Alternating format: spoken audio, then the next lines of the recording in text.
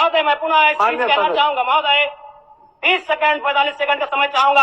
आदरणीय परम श्रद्धेय, सीजीएल का मामला अभी भी गर्म है। यदि सरकार को लग रहा है वो सच्चे हैं तो सांच को आंच क्या करा लीजिए जांच, सांच को आंच क्या करा लीजिए जांच। और अब तब तक बहाना दीजिएगा कि ये विपक्ष की साजिश है।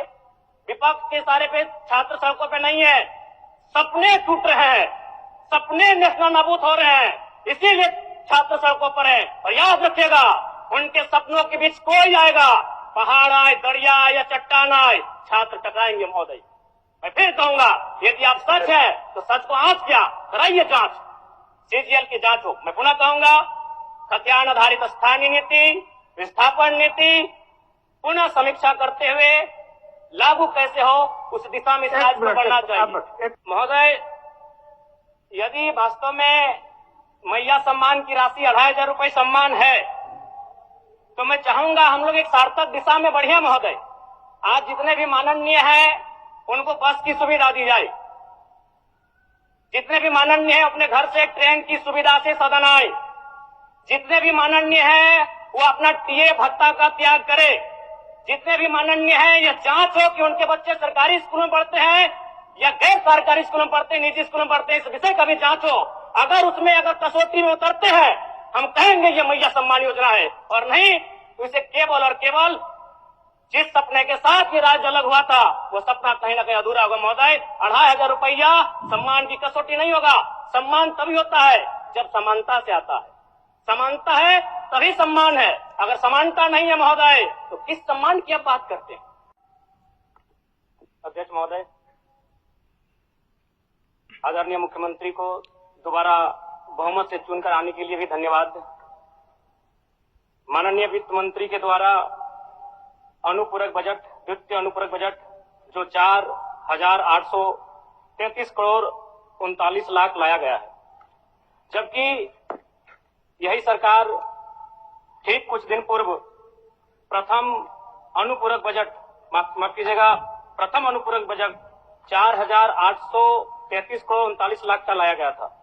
और आज पुनः द्वितीय अनुपूरक बजट जो कि 11,697 करोड़ 45 लाख की राशि लेकर आए हैं।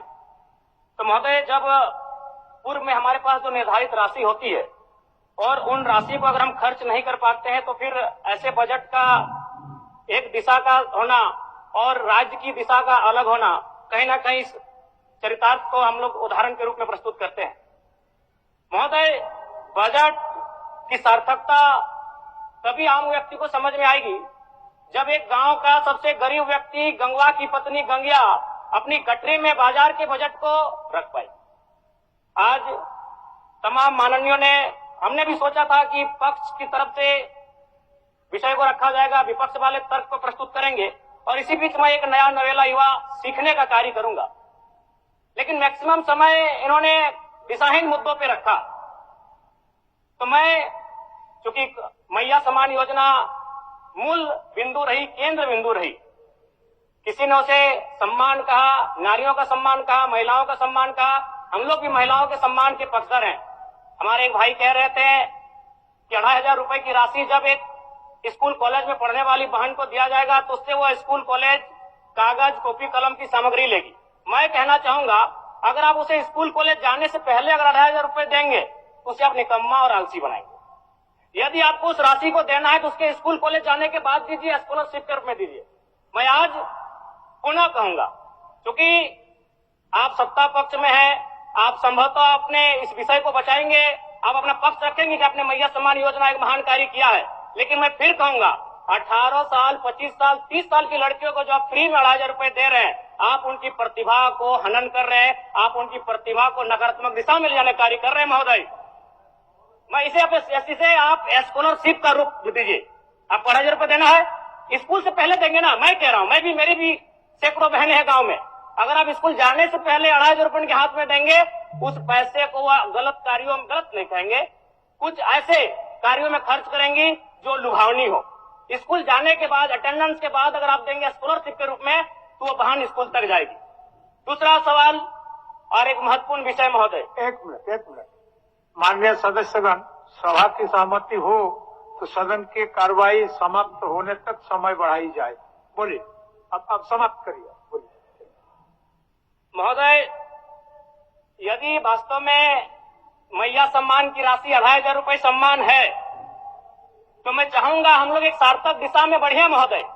आज जितने भी माननीय हैं उनको बस की सुविधा दी जाए, जितने भी माननीय हैं अपने घर से ट्रेन की सुविधा से सदन आए, जितने भी माननीय हैं वो अपना टीए भत्ता का त्याग करे, जितने भी माननीय हैं यह जांच हो कि उनके बच्चे सरकारी स्कूलों में पढ़ते हैं या गैर सरकारी स्कूलों में पढ़ते हैं, निजी स्कूलों में पढ़ते हैं, इस विषय का भी जांच हो। अगर उसमें अगर कसौटी में उतरते हैं, हम कहेंगे ये मैया सम्मान योजना है, और नहीं तो इसे केवल और केवल जिस सपने के साथ ये राज्य अलग हुआ था वो सपना कहीं ना कहीं अधूरा होगा महोदय। 2,500 रुपया सम्मान की कसौटी नहीं होगा। सम्मान तभी होता है जब समानता से आता है, समानता है तभी सम्मान है। अगर समानता नहीं है महोदय तो किस सम्मान की आप बात करते हैं महोदय? मैं पुनः इस चीज कहना चाहूंगा महोदय, 30 सेकंड 45 सेकंड का समय चाहूंगा। आदरणीय परम श्रद्धेय, सीजीएल का मामला अभी भी गर्म है। यदि सरकार को लग रहा है वो सच्चे हैं तो सांच को आंच क्या करा लीजिए जांच, सांच को आंच क्या करा लीजिए जांच। और अब कब तक बहाना दीजिएगा कि ये विपक्ष की साजिश है?